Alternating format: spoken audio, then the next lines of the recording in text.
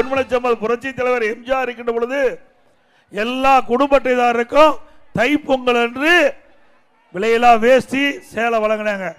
ஆனால் திராவிட முன்னேற்ற கழக அரசு வந்த பிறகு அந்த திட்டத்தை இன்றைக்கு முறையாக செயல்படுத்தல.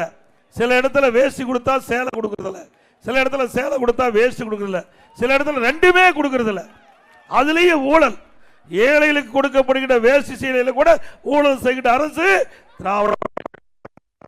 ஆக அண்ணா திமுக அரசு மலர்ந்தவுடன் பொன்மனச்செம்மல் புரட்சி தலைவர் கொண்டு வந்த இந்த ஏழைகளுக்கு வழங்கப்படுகின்ற தைப்பொங்கல் என்று வழங்கப்படுகின்ற வேஷ்டி சேலைகள் தரமாக உரிய நேரத்தில் வழங்கப்படும். அதோட அண்ணா திமுக ஆட்சி அமைந்த பிறகு ஒவ்வொரு தீபாவளி என்றும் நம்முடைய தாய்மார்களுக்கும் நம்முடைய சகோதரிகளுக்கும் சேலைகள் கொடுக்கப்படும்.